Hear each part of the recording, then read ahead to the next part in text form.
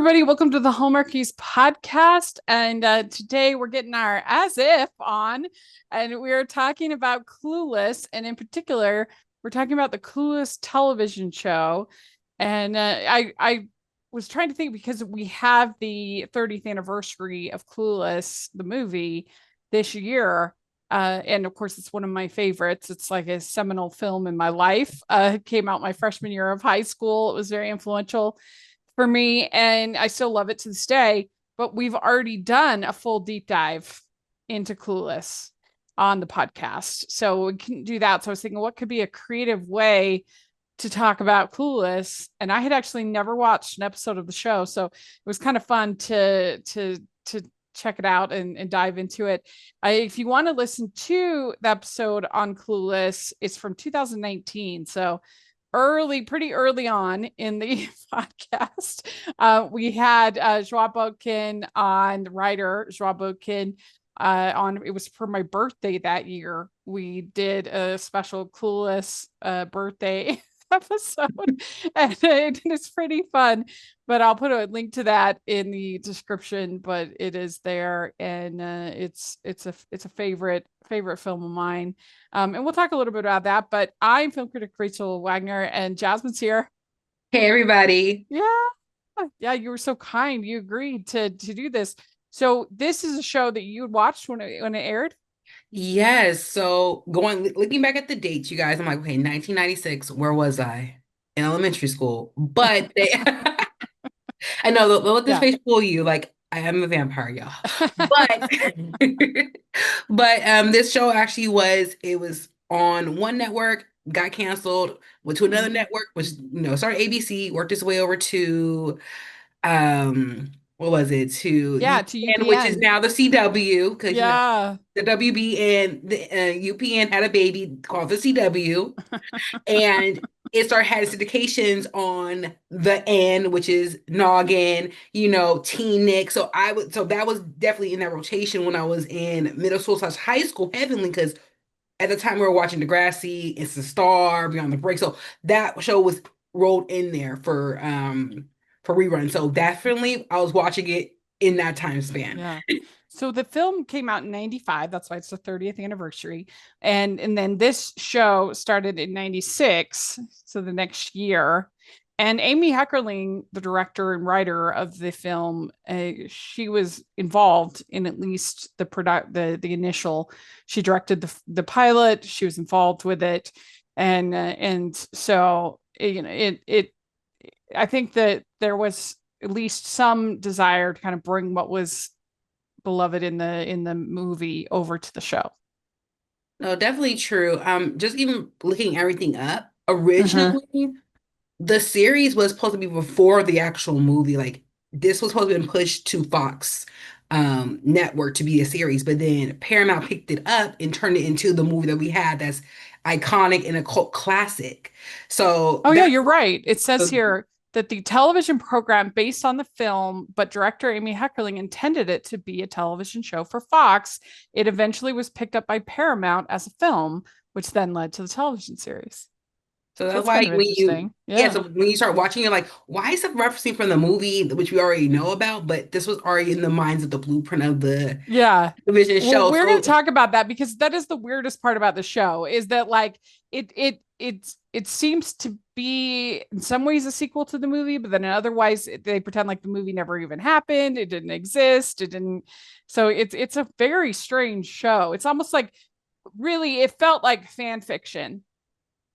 Clueless fan fiction. I watched it. No, what? We have to watch it. So this actually existed. So when people ask, like, wait, there was a show, like a Clueless TV show, like, yes, it existed. Just like we keep saying that the Sinbad Genie movie existed. It did it. It started in 96, and then it was on ABC in their TGIF for 1 year, and then it moved over to UPN for the rest of its run. And UPN, they were, I think, the biggest competitor at the time to Fox. I think they were a big competitor, and they had. I never watched Clueless, even though I loved the film, because we didn't have television for a lot of my teenage years. In particular, my parents really, because I had much younger siblings that were, I had a brother that was born my freshman year of high school, so right when the film came out, and he would just go up to TV, press, and he loved television, and so like my parents, and then my younger sister who's 10 years younger than me also, and I of course love television, so my parents were like, no, we're not going to have television, but we did watch movies. We'd still watch movies sometimes, but that was part of the reason why I didn't watch a lot of shows in those years, because we didn't have cable, we didn't have television.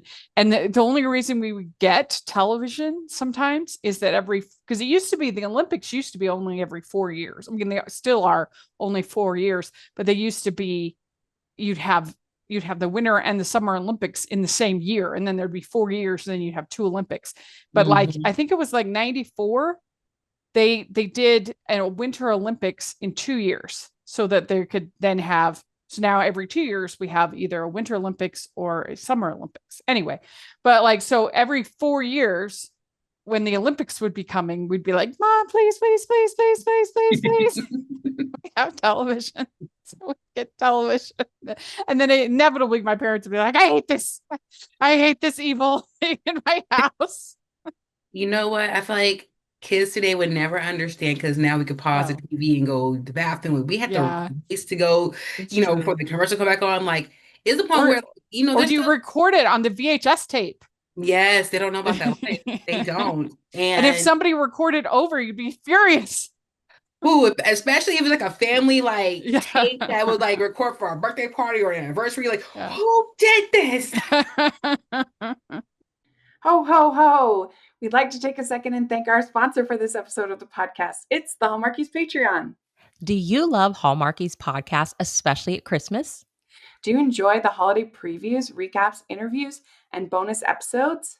If the answer is yes, please consider supporting the Hallmarkies Patreon. We need your help to do what we do both during the Christmas season and all year round. But not only do you help a podcast led by strong, independent women by becoming a Patreon, you get to become a part of the Hallmarkies family.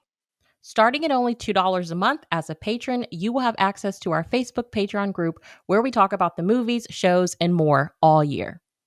We also have many monthly patron watch-alongs with guests like Lacey Chabert, Natalie Hall, Paul Campbell, Mary Lou Henner, and more, giving their behind-the-scenes details of their films.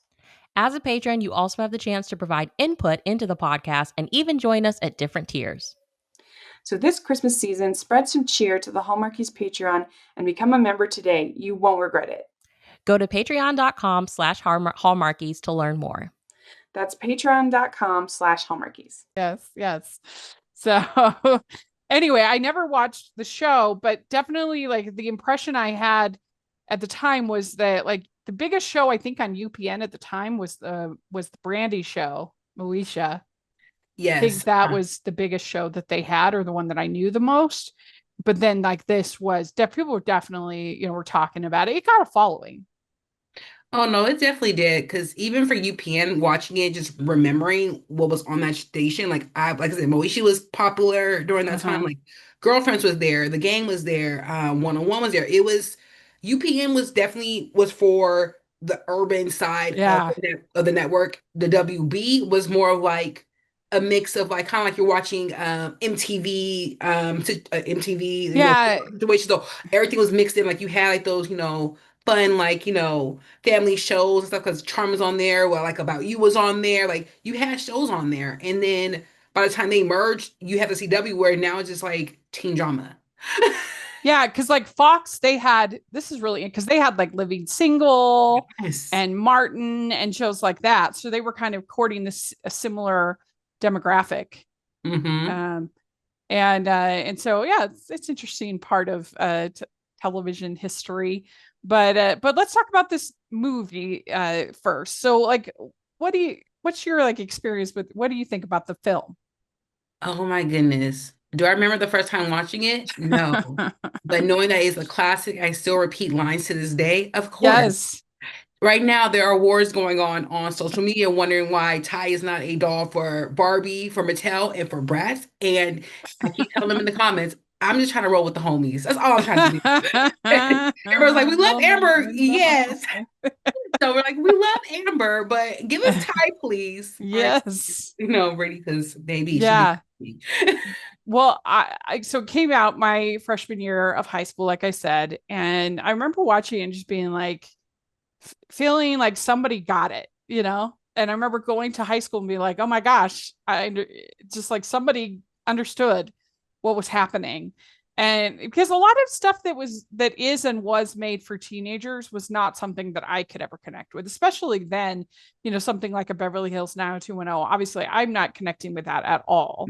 Like that's nothing like anything. I think the closest that I got to something that I could connect with might have been like a Clarissa Explains It All, like something like that, or Alex Mack, or a show like that. Then maybe that was a little bit more down to earth and something I could probably connect with. But thank you, Nick.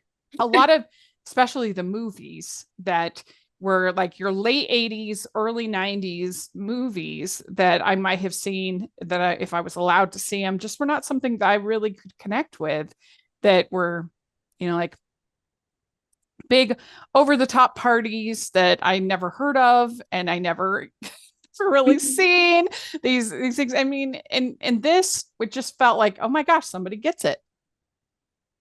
Oh yeah, no, definitely. I'm thinking back now because even though Coolest came out in 95, literally about close to 10 years later, you get like they're kind of like their predecessor in a way, Mean Girls. So I remember my cousin watched this. She was like, I thought high school would be just like this. I'm like, girl.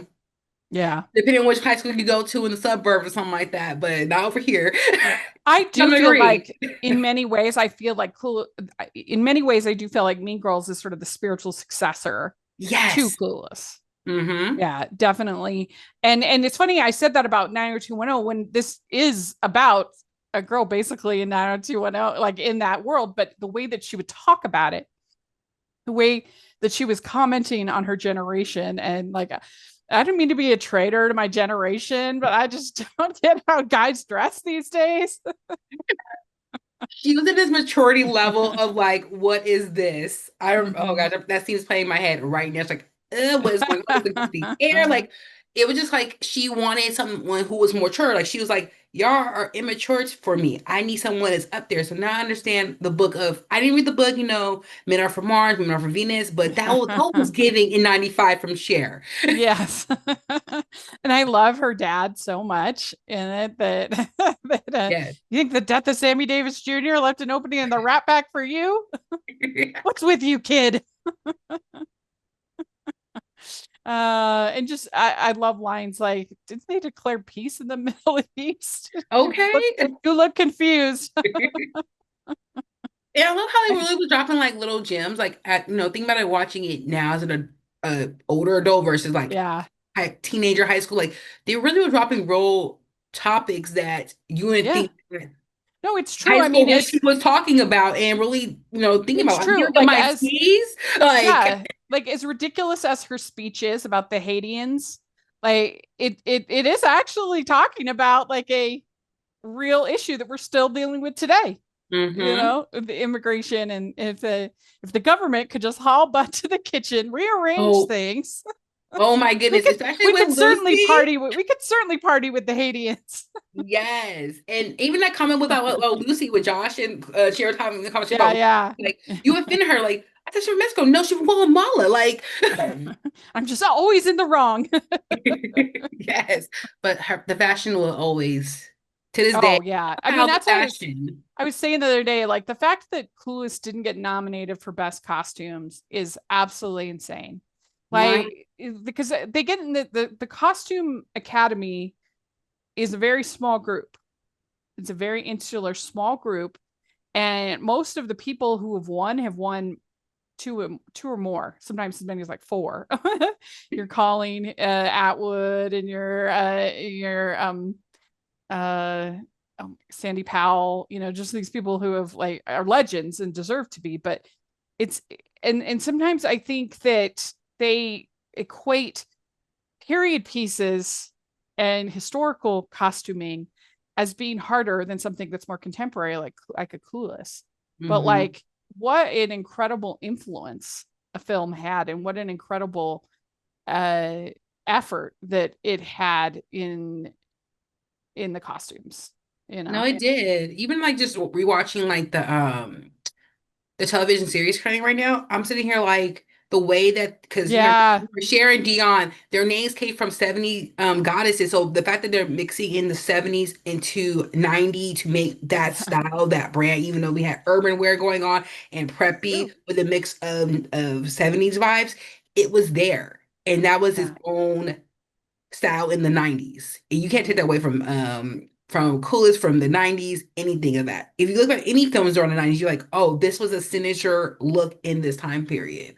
And the costume designer her name is Mona May. So she is incredible. Absolutely unbelievable. Shout out to you. Mona May, dubbed the queen of 90s fashion. She did Clueless, Romy and Michelle's high school reunion, which is another great costumes. Yes. The Wedding Singer, Night at the Roxbury, Never Been Kissed, and Enchanted. So, yeah. Y'all. Legend. Legend, okay? Some of my favorite film right there that she did. Thank you. Yes. And you'll be glad she did, where was that? She did Cheetah Girls. It makes sense. Thank you, Whitney. Cheetah Girls, yeah. Thank you, Whitney, for hiring her, because thank you, Queen. Yeah, she did a bunch of Disney Channel. Holy cow, I had no idea. Cheetah Girls, she did Wizards of Waverly Place, Camp Rock. Wow, legend. She's amazing. But yeah, the fashion was incredible. And the thing, I guess, I didn't even know until I don't think until a couple years later that it was based on Emma, that it was an adaptation of Emma. And then I sort of appreciated it on an even better level of how she was able to take this hundreds of years old book and bring it to a modern audience. You know what? I love how writers can do that. There's only certain writers who can bring it to a modernization. Like, I can sit here and say I can watch the old school Romeo and Juliet, though, but I'll sit there and pull up the 90 version of Romeo and Juliet and just modernize it. I'm like, I feel it. Like, you know, I could watch, Amanda Bynes and Channing Tatum's adaptation of, of their film. Yeah, she's all that with 12th Night. Yeah, absolutely. Yeah. Like, I can see her watch it. Yeah, it's true. It's true. Or even 10 Things I Hate About You is Taming of the Shrew. So yeah, those classic stories, they have resonancy for a reason. They last for a reason, because they connect with those like deeper themes.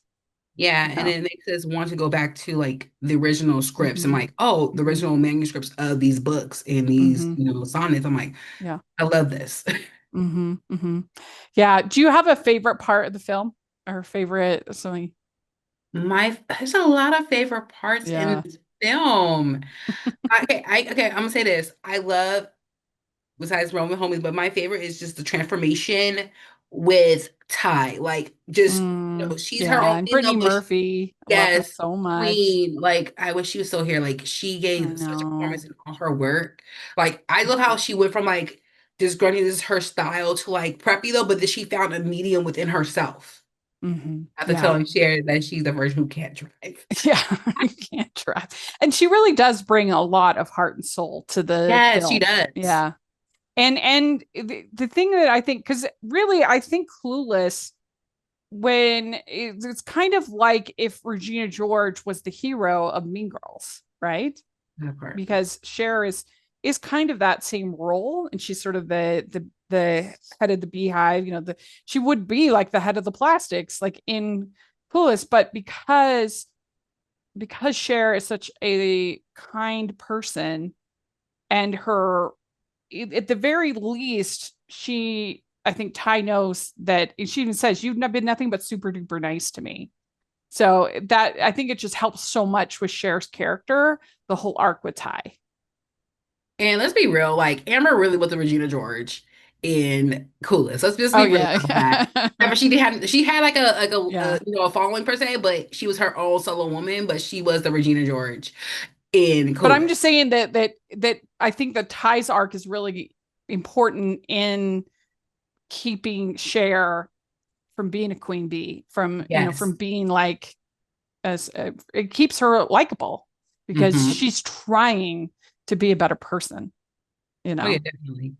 Yeah, my favorite scene in the movie is when Dion accidentally gets on the freeway. That is absolutely hilarious. I was going to say that, but I didn't say that. But they could. And because I mean, I remember I've always thought that was hilarious, but especially when I did end up getting my permit, and that happened to me. I accidentally got on the belt loop, and I'm driving with my dad. And I'm freaking out. He's freaking out. We're all like, you know what? I had that kind of like a same moment per se, but it was on the freeway. My uncle was teaching me how to drive, and I was driving to school, and somehow, you know how when accidents happen, they have like the flares out on the roads and stuff. Oh, like, yeah. So I'm freaking out in the car, like, I can't do this. I can't. She's like, Jess, you can do this. You can do it. I'm like, no, I can't. So after I went through it, pulled in front of school, I just cried for a good 2 minutes, y'all, in the car. A sophomore in high school. I'm like, I can't do this. How did I do this? Yeah, that I just love that scene. It is so funny. It still makes me laugh to this day. And it's still so realistic because someone has a story, and any of your fingers, someone's gonna have a story just like that. Like, how did I get on this freeway? How did I survive? Yeah. So Amy Heckerling, she actually went to the high school in Beverly Hills High School, and she observed the students. And she said, one thing I observed was these girls were in a constant state of grooming. I'm here for this ethnographic work. Thank you. You are doing work for us. that and there's that great line that Cher says, some of us are not able to be as naturally adorable as you. I'm blushing. And so I see if it says on here when she decided to adapt, or how she just, let me see here that it says Heckerling, having read the Jane Austen novel Emma in college and loving the title character's positivity, which you see in, of course, in Cher, decided to write the script around an Emma-like character, saying, I started to think, what's the larger context for that kind of a nothing can go wrong, always looks through rose-colored glasses kind of girl. So I tried to take all the things that were in this sort of pretty 1800s world and see what that would be like in Beverly Hills. Because she had previously done another high school movie, Fast Times at Ridgemont High. And so she kind of knew how to write for that world and how to be in that world. And so I just think that's really interesting that she took, and also like when you read Emma is actually, because she's so young, she makes a lot of mistakes. And of course, Mr. Knightley's there to kind of guide her. But she is not as inherently likable as Lizzie or some of the other heroines, certainly as Eleanor and Mary. Because she is trying to kind of manipulate people and especially Harriet. And so it's so interesting to me that she read that book and was immediately kind of touched by the goodness of Emma.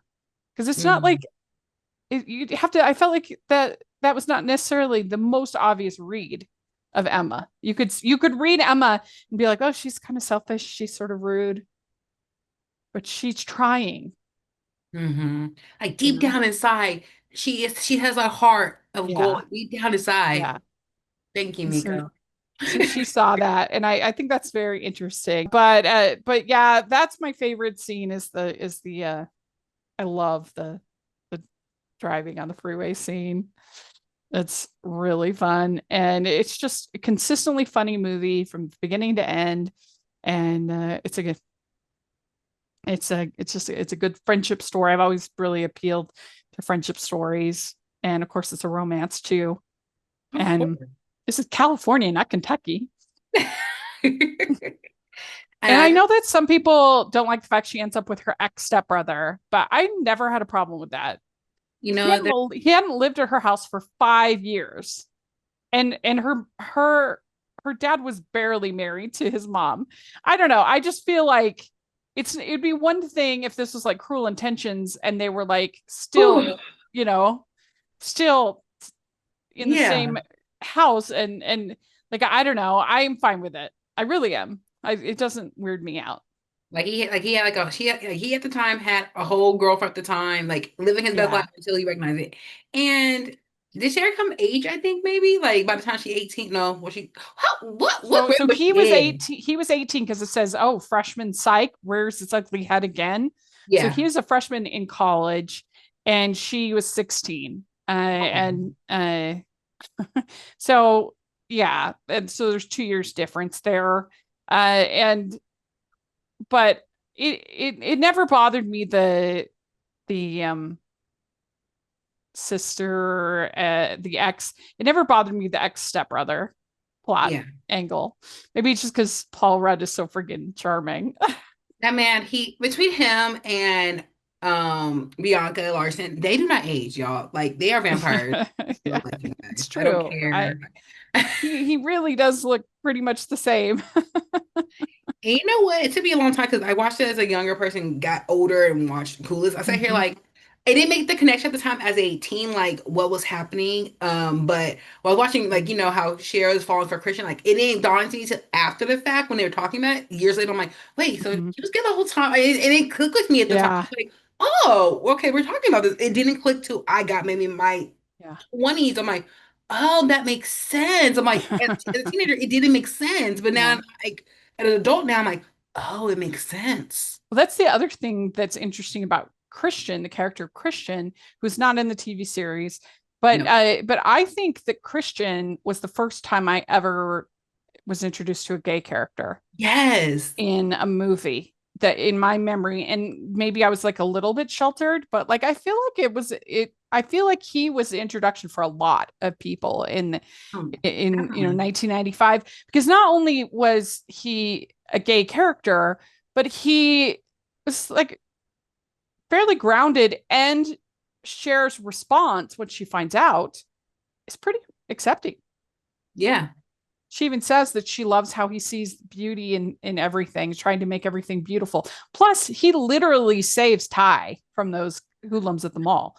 So, I mean, because if I had been introduced to a gay character previously, because this is before Ellen came out, this is before, this was 95, and if I had been introduced to a character like that, it probably would have been somebody who was very, very,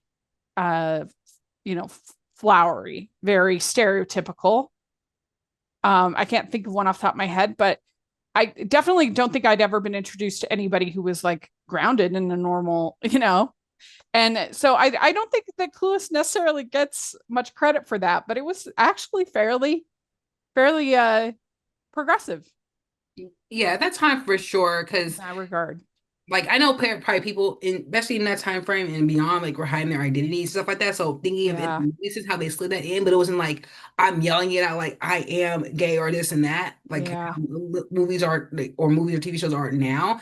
It's more so like Christian. He was his own person. Like he didn't have to like have a time saying I am gay. He's like I'm my person. I'm this and that. This is who I love, or this is who I attract to. But he was just so chill about it, and just like his presence. Yeah. That it make me like, to say like, what's the word I'm trying to say? He's not that much of a, like, there's little things like he loves vintage automobiles, and I mean there's a few little things I guess, but for the most part he's pretty grounded, normal character, normal person, as you should be, of course. But anyway, I think that's interesting, and I hope that's not the reason why he isn't in the show. I couldn't find any reason. He's just not. But I wonder if they felt like, okay, TGIF and ABC is not ready for that. That could be it too. It would be too bad, but that wouldn't be too shocking. It'd be interesting to know. We'd like to take a second to thank our sponsor for this episode of the podcast. It's author Jen Sterling and her Fun for the Holidays series. I think you all will really, really enjoy this series. It's a ton of fun. What's better than one holiday romance book? How about 12 of them? New York Times bestselling author J. Sterling presents her Fun for the Holidays series. 12 books with seasonal or holiday-based themes. That's one a month for the entire year. So for instance, for the month of September, you have Falling for the Boss. In October, you have Tricked by My Ex. In November, you have the Thanksgiving Hookup. And in December, Christmas with Saint. So really fun themed books for each month. Grab all 12 now at prices you won't find anywhere else over on her website, jsterlingbooks.com. And we'll have a link for that in the description. We also have our affiliate link. Definitely want to take a look. That's Fun for the Holidays series by Jen Sterling or J. Sterling, wherever you purchase your books. Anyway, let's dive into the 2 episodes. So the pilot of this show is it's called As If a Girl's Reach Should Exceed Her Grasp is the name of the episode. And it's Miss Geist is helped by Cher. And so she recommends that Cher anonymously fill in as Miss Buzzline, the advice columnist in the Alcott High School newspaper. Things start off well, but then her advice begins to cause relationship problems. So this one was written and directed by Amy Heckerling. So at least they had that. Mm-hmm. And I guess that they weren't able to get Alicia Silverstone because she had contract. Yes. With Alicia Silverstone had a development deal with Columbia TriStar at the time and was unable to reprise her role from the film. So they got Rachel Blanchard, and I said it feels like a Temu version of Cher, but she's pretty good. Okay, let's give her she's not like on the Temu level. Like, at least give her like a Sheen level per se. Like, she ain't Fashion Nova though, but she on that Sheen. Like she but just like a sort of a copy of not the original, the sort of the imitation. But they were able to get Stacey Dash as Dion, so that's fun. And then Donald Faison as Murray, Lisa Donovan as Amber. So they were able to get some of Sean. They have Twink Kaplan as Miss Geist. So they were able to get some people from the film in the series. So that's nice. And the thing that I think that is weird about this show is that they have Josh as a character, but only for a couple episodes. And they like completely act like that relationship didn't happen. They just, so like some stuff, or is like for Mr. Hall and Miss Geist, they're a couple, they're married. So like some stuff from the movie happened, some stuff didn't happen. That's why I said it feels like Clueless fan fiction. Oh yeah, like they're trying to like skim down what happened in the movie because they're on ABC, TGI, because like kind of like how we all love Sailor Moon, watch Sailor Moon.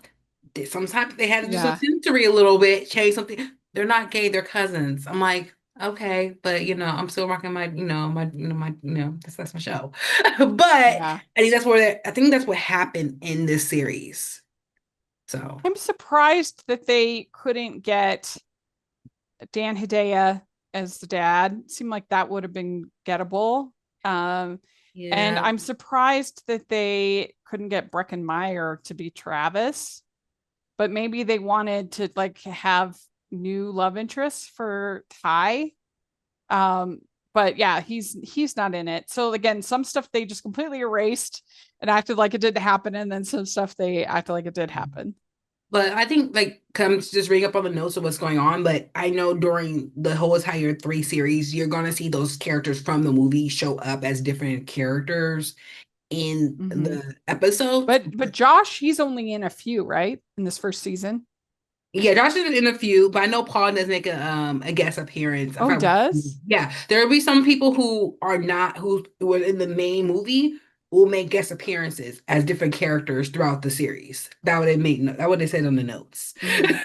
So some people also, I guess, didn't make it over when they transferred networks. Yeah. So like Mr. Hall and Miss Geist didn't make that transfer. Mm-hmm. They're only in the ABC portion. Yeah. Which is interesting. And I guess Ty is only in 3 episodes of the show. Mm-hmm. Which surprised me to hear. So depending on how they were going with things, I was like, wow. Yeah. So we do have so she's writing this advice column, and that's the main focus of this episode. Josh is there, but not a love interest. He does take her to the dance at the end. Mm-hmm. There's also this character named Maddie who's like young for his for the grade, and Ty likes Maddie, which I was like, that's a weird choice. I mean, they really lean into like the country bumpkin-ness of Ty. Yes, like trying to take like what was from the first movie. Like I would think more of the Ty from the first movie a little bit, but yeah, we're just wrong with the budget that was budgeting. Yeah. So there's this back and forth about Ty and wanting to go to the dance with Maddie, and should they ask is he going to ask her out and stuff like that. And it's, this is like a 30 little 22-minute episode, so things clip along pretty quick. That part. Yeah. But shout out to the theme song, because I was like, I remember the theme song, so that's why I remember the show, because of the theme song. Oh yeah. Yeah. See if it says anything about that here. I guess there was a crossover episode with Sabrina the Teenage Witch, and there was a crossover with Moesha. So I'm really excited about that's kind of interesting. Yeah, and also like this other special guest, like I said, like Brittany Murphy makes a special guest as a character. Paul does. So they're popping in there here and there. Yeah, that's interesting. I'm gonna see if it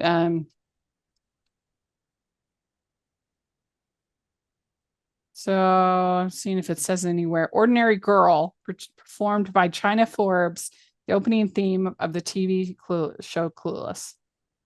Ordinary Girl. So that's interesting. Yeah, she's ordinary. Okay. She's an ordinary girl. So then episode 2 is to party. So then episode 2 is to party or not party. Cher transfers into drama class and is immediately in love with a boy who is also new to the class. But a date with him will see her out after her curfew. What is she going to do? So we still had Amy Heckerling writing this one. Mm-hmm. And they're them performing Hamlet. There were some funny moments there. You know what? You guys, Sean and Murray will forever save this whole entire 3-season show. Like, they are the ones for me. They literally were doing MC Hamlet. Yeah, they were fun. Let's see here. So Sean he's in the first 3 seasons and then recurring after that. So he was definitely a favorite. Yes, and then, if you don't remember Sean, he was cutting Murray's hair in the bathroom at the party. You don't remember. Yeah. I'm the one that has to look at you. Yeah. Go to my grandchildren about. Yeah. I mean, Donald Faison, I think he might be more remembered, of course, for Scrubs, because that had such a long run. Mm-hmm. But he really has gotten a nice little career for himself. No, he's been in plenty of like iconic movies. Like, mind you, he not only was he in Clueless for being 30 years, he also was in another movie that turns 30 years as well, Waiting to Exhale. So he's been in that. I forgot that. Yeah, he was a sign for Red of the Divine Sun. Yeah. Like, he's been in a lot of Remember the Titans, he was in that. Yes, he's been in iconic movies. Mm-hmm. I'm surprised that I'm surprised that they have never tried to get him in a Hallmark movie. Doesn't he seems gettable to me. I swear, I feel like he. I can see magic. I mean, I'm just looking what he's been doing lately since the end of Scrubs. Like, he had a couple episodes of different. He's basically like a working actor. Like, I bet he's gettable. Like, I can see him in a Lifetime off with another funny like actor and making magic. Yeah, I can see him doing some crazy stuff for like Christmas. If the Three Wise Men can get a trilogy, like I can see Donald doing. You know what would be so good is if you got Andrew Buchel and because he has an improv background, he's hilarious. If you got Andrew Buchel and you got Donald Faison and like they could play like brothers. I love it. Andrew, if you hear us. Yes. Oh, that would be so we're gonna get the kids up together. We gotta do this. Who wouldn't want to watch that? That would be hilarious. I will watch this. And if Ashley just shows up out of nowhere as a cameo, let me know, sis. Ashley, just let me know. Yeah, I feel like he's gettable. Yeah, I really do. So let's make that happen, Hallmark. Okay, we're throwing our bids in right now. It would be really fun. So let's see here. So the drama class, there's like the pretty boy who Cher's kind of into, likes, is very flirty. And the poetry reading, that was a pretty funny little scene. Yes. And I kept telling myself, why does he sound so familiar to me? Why, when he was doing his lines like towards the end when Amber and Cher was leaving, I'm like, I know who that is. That he played Brady in the the Brady Bunch movies. I'm like, I love him. And then y'all, don't be mad at me. I was today years old when I found out that he played Prince Eric in The Little Mermaid, which I'm 3 months older than The Little Mermaid. I'm sitting here like, I should get my car revoked. We'd like to take a second and thank our sponsor for this episode of the podcast. It's the Hallmarkies merch store. Are you looking for that perfect gift for the postable, Hardy, or Hallmarky in your life? What about getting that t-shirt or hoodie that will help you stand out at your next holiday party? Now is the time to check out the Hallmarkies merch store. Full of festive designs by artists like Jessica Miller, Carrie from Hallmark Comics, and more. You can even have more than just shirts, but totes, cell phone cases, notebooks, mugs, and more. And it isn't just Hallmark. We have designs for Anna Green Gables, Man from Snowy River, The Nanny, and more. Every purchase at the merch store goes to help support the podcast and allows us to make the great content you know and love. There are frequent sales, so go to tpublic.com/stores/Hallmarkies or see the link in the description. That's tpublic.com/stores/Hallmarkies. So this guy, his name is Donal, and he does Brando. And he's trying to be Marlon Brando. And she goes to the poetry reading and then she misses curfew. And her dad says, "You let me down." And she really feels it. That's why you root for Cher, because she is a good person. Right. She was trying so hard. Like she was calculating you guys just like her checkbook. Like if I could move like an hour from this one day to this day, she was serious, you guys. I do love in the movie when he says, "I couldn't be more proud than if they were based on actual grades." You mean you talked to your teachers that from? Okay, from a day to like an 8 hours. Couldn't be more proud that it was based on actual grades. But it also shows you where their character growth as a father and daughter, because we was in that in the comment section too on YouTube. They were like, like you see the dynamics where you saw it in the movie though, but you saw like the dynamic, like how do we handle this punishment? Because and I just love it. I got a 45 and a shovel. You won't be missed. Anything happens to my daughter, you won't be missed.